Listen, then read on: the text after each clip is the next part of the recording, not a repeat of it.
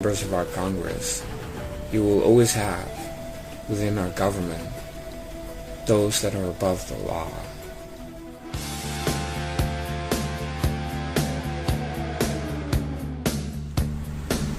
Hey, it's me.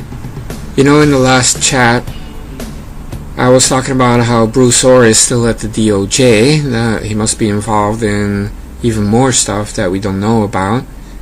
But today, James Comey was testifying, but not saying much, because the DOJ lawyers were there and telling him not to say anything. Meaning the DOJ is still protecting James Comey of the previous administration and what they did. So President Trump tweeted about how the Choco administration was so corrupt, and of course the DOJ was very involved. Now Jeff Sessions is out, Loretta Lynch is out, Sally Yates is out. Who's left? Who is still there? Well, it's going to be a lot of rank and file people that, they're always said to be so holy, but I don't think so. You still have Bruce Orr, and Rat Rod was appointed by President Trump, but is he a part of the cabal? Of course he is. He signed off on the FISA warrants, thereby becoming part of it. He appointed Mueller, becoming part of Spygate, and all of these people are protecting themselves.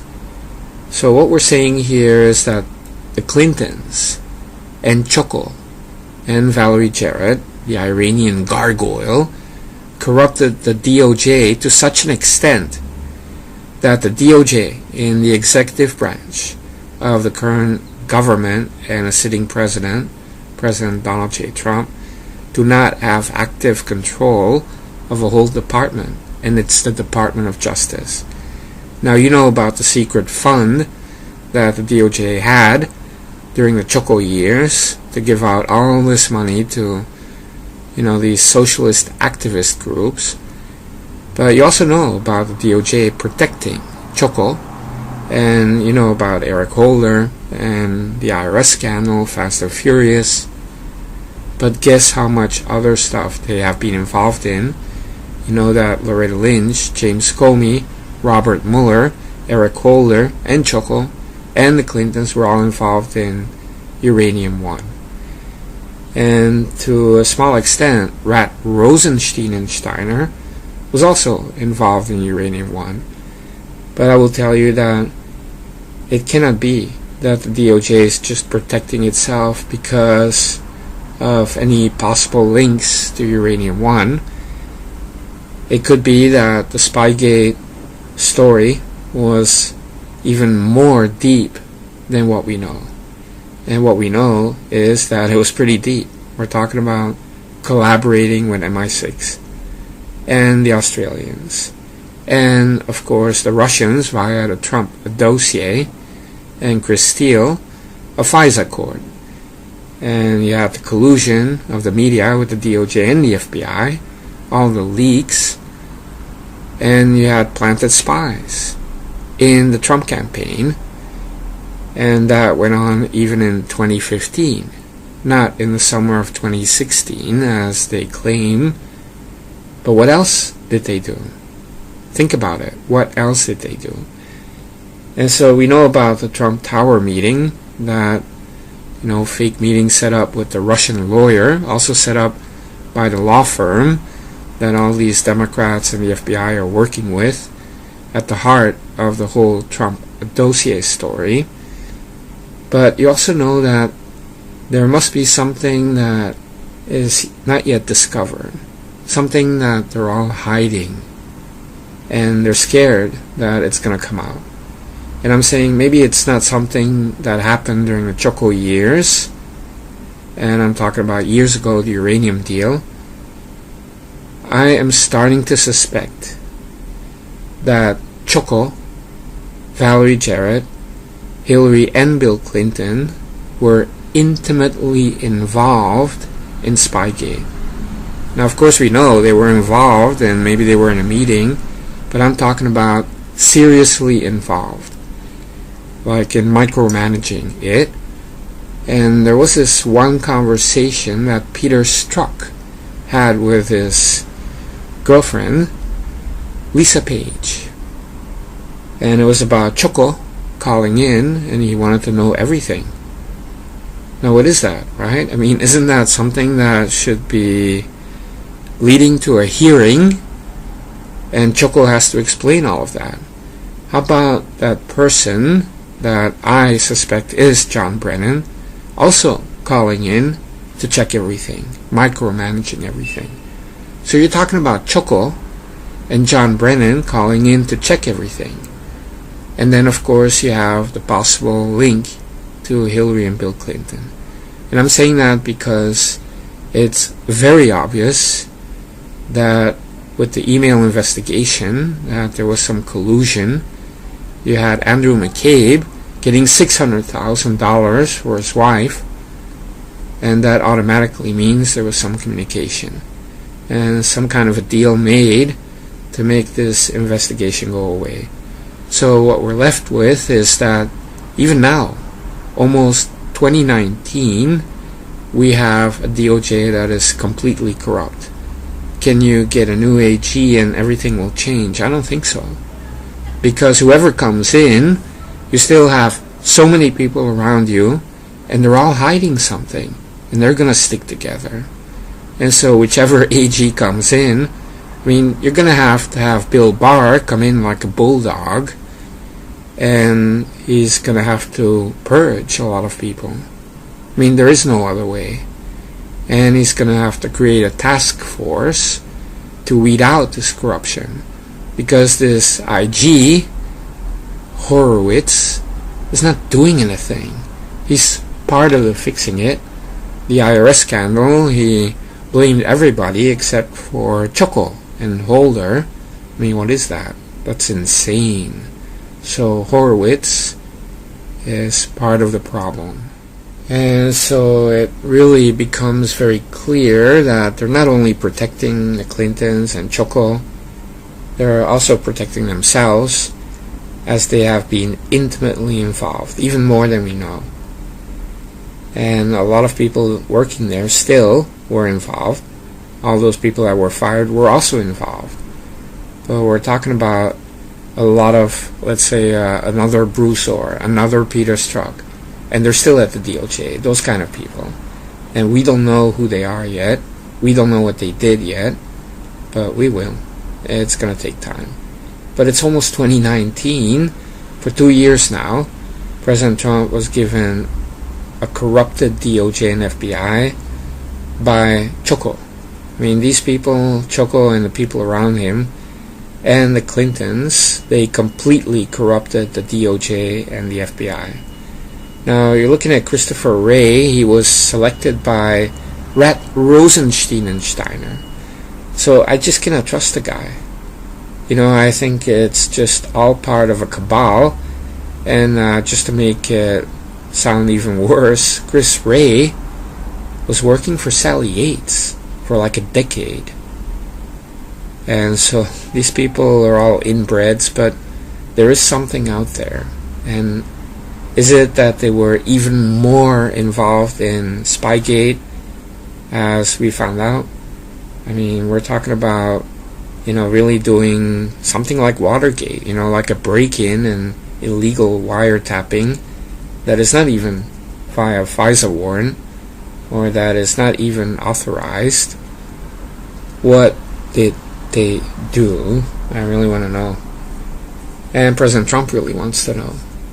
But just think of it. I mean, the appointment of Mueller, the support for Mueller, and even Jeff Sessions folding like a cheap Alabama lawn chair. And you have Bruce Orr still at the DOJ. I mean, this whole thing stinks so bad. Now, of course, you're also going to have that eternal deep state. It's always going to be there. The deep state is really a lot of people that are working in the government, and we're talking about rank and file. We're talking about people that, you know, they're managers, and you don't know where they are and what their names are. They're not famous people. So you have to manage a deep state. You can never get rid of a deep state. It's something that is always there. because getting rid of the deep state means just reducing the government to just a few hundred people, right? Going back to 1776. But I'm talking about managing the deep state in that you have to guide them in a new direction, and people have to be purged. And so we're talking about getting rid of the bad apples, but we thought it was 5 or 6 bad apples. Then it became 12 or 15, and now we're potentially talking about 200 bad apples at the DOJ and the FBI. It's that serious. So I feel bad for Trump. You saw with Rex Tillerson and many people like Sloppy Steve. Everybody's betraying the nation, because by betraying the President of the United States, you're betraying the nation. And so President Trump is always being harassed, handicapped, attacked. And now with Mueller coming out with his pathetic report, the media is going to really go like, wow, Trump should resign right now. And you see Fox News, they're ready to throw Trump overboard. You have Mother Tucker coming out attacking Trump. And I'm afraid a lot of other people in the media will follow. And all this fake news I've always talked about, they're always talking about 200 sealed indictments, mass arrests, and military tribunals. And it's all fake news, but for 2 years now they've been creating false expectations. Now you have a lot of people saying, Trump didn't keep his promises. Where are the mass arrests? And how about those 200 sealed indictments? Why is Trump not going ahead with it? And I want to see the military tribunals. President Trump didn't keep his promises about that. And I'm like, it's all been fake news on the internets for almost 2 years. YouTube people lying about it all the time for views and clicks. And then it kind of makes Trump supporters look at the wrong things, right? And then you have so many people lying, then even more people believing it, and these false expectations, and then they attack Trump.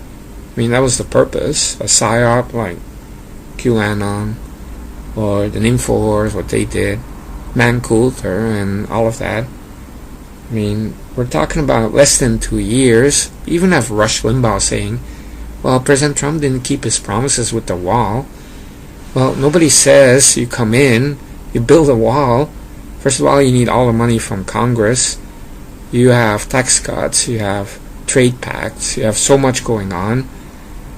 You can't just do it just from the get-go. Do people really understand how many people in the establishments are obstructing, resisting? I mean, you have 200 nominees that have been in limbo for a year and a half because Democrats are obstructing confirming all these nominees for all these positions in the executive branch.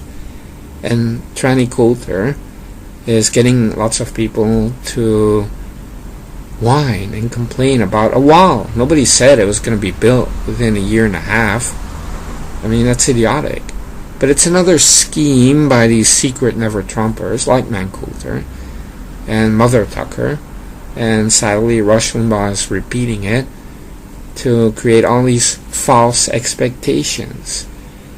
So nobody said that Trump promised to build a wall in less than a year or less than a year and a half into his term. Nobody talked about 200 sealed indictments. It's all fake news. So he says, hey, Bill Barr is a terrific person, he's a brilliant man, and he was my dream choice, and I picked him. I'm very happy, I'm very excited. And instead of seeing people go, great, President Trump has the man he needs. President Trump has the man he wants. No, they're all like, I don't think it's a good pick. Or, what is he doing? Or, he's a deep state guy. And I'm like, well, everybody knows better than Trump, who is the one that's being attacked from all sides, and who is a genius, a very stable genius, and everybody's nitpicking the guy. So what I'm really seeing is a lot of people that have been manipulated and guided, brainwashed even, by all these fake news people in the right media. Forget the MSM. We know they're bad. We know they're lying. The problem is the right media, the so-called conservative media, creating fake news, creating false expectations, getting lots of people to whine and complain when there's nothing to complain about. If anything, you have the deep state attacking Trump, you have the left attacking Trump, and you have these never-Trumpers putting people up against Trump. So these fakes in the right media are part of the enemy. So all of these Trump supporters listening to these people are listening to the enemy. There's no difference to me between listening to Don Lemon or listening to Man Coulter. I see no difference. These people have their own ways to go against Trump. And so it's sad. I am doing this as an extra. I'm spending a lot of time doing this stuff, but I'm starting to realize on the internet there's not that many people that understand Trump, respect Trump, like Trump, support Trump 100%.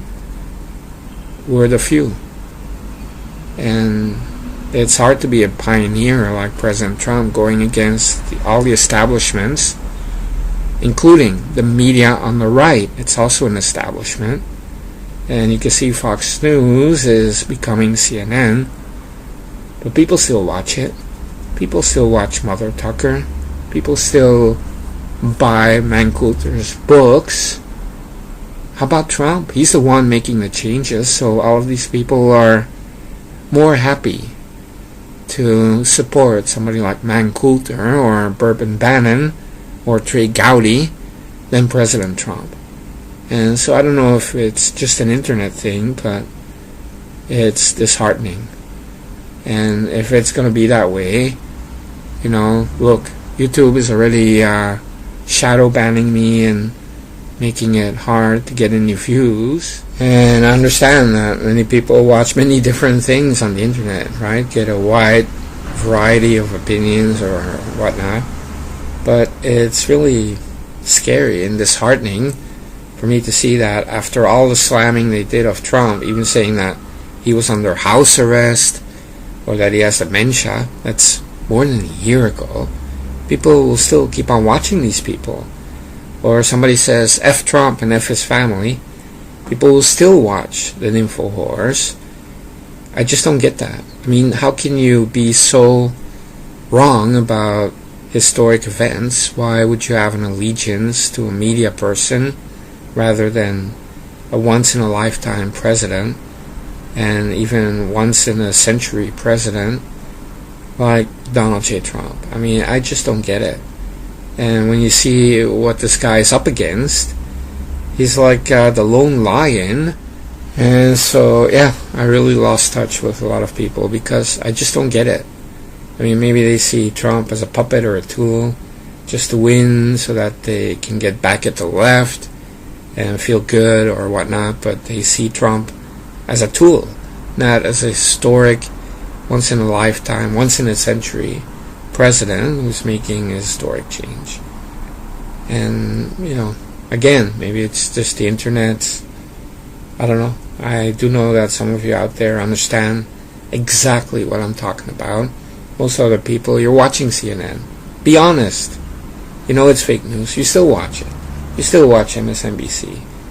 And you still, watch all these clowns that have been slamming Trump.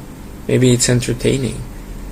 But my vision is really completely different. I mean, if it weren't for Trump, I wouldn't even be here making idiotic videos on the internet. I'm only here because I realize it's something unique. If this was just a typical left-right thing, I wouldn't even be here. I wouldn't even care. But I'm talking about history here. I mean, this is history in the making. And I see most people are just out of sync with that monumental, historic nature of the Trump presidency. And they see it as a fight between conservatives and the left, right? As they have for the last decades. But they don't understand that it's not even about left versus right. This is about a historic change for our nation, getting away from an establishment, making the establishment think in a different way, America first, forever, instead of, the world first, or the left first, or even the right first. It's about the nation first. And you notice that, even conservatives, they're never about the nation first, they're about conservatives first.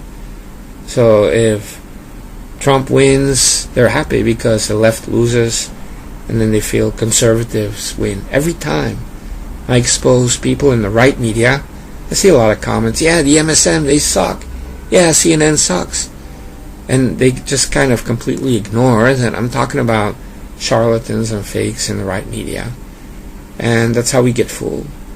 And that's how we've been fooled for so many years. A fake fight between left and right in the media or in Congress. And President Trump is over and beyond all of that. It's about the nation. There should be like a nation party or an America First party, because Republicans don't do it. And yeah, of course you have to manage whatever you have, which means turn the GOP in an America First type party. That's what Trump is doing. But it would be more accurate if you just change the name to the America First Party or AFF or whatnot. Because it's really not about people anymore. I always compare that where one go, we all go, as being very socialist. And it is. It's mob mentality. But we have an electoral college to prevent the mob mentality. So people that say that, they don't even understand our republic. But America First Forever is really the original intent of the Founding Fathers. Really, that is the intent. Because if the whole concept and birth of your nation is to have your own nation, then of course you're going to go extremely hard on those issues that protect sovereignty, or the borders, or your flag, or your anthem, the nation. And putting the nation first, America First, forever, it's almost like the definition of who we are. Because the definition of who we are is not, like we're moving together like the Borg or like a herd of cattle. No. It's our nation. And so President Trump really wants to bring back that nation, that it's even over and beyond left or right, Republican, Democrats. And that's why it's nationalism. People still don't understand the concept of nationalism because of the media that they always watch.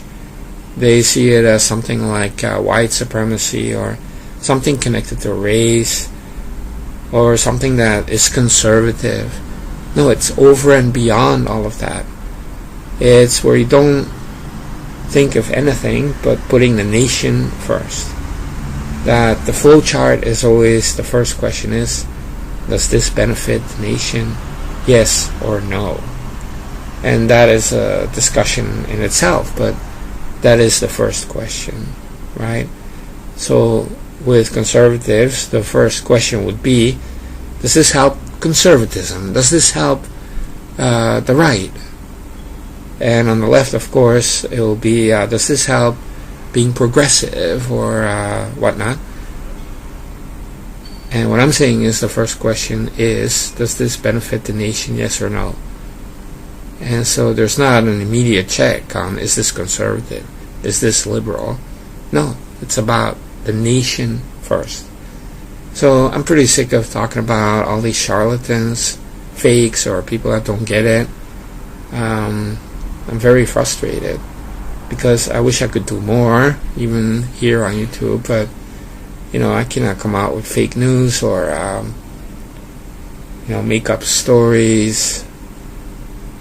I have to really say that I'm very disappointed right now. And President Trump deserves so much better than what he's getting from some of these people on the websites or even here on YouTube. I'm really disappointed right now. Anyway, maybe after the weekend things will improve suddenly.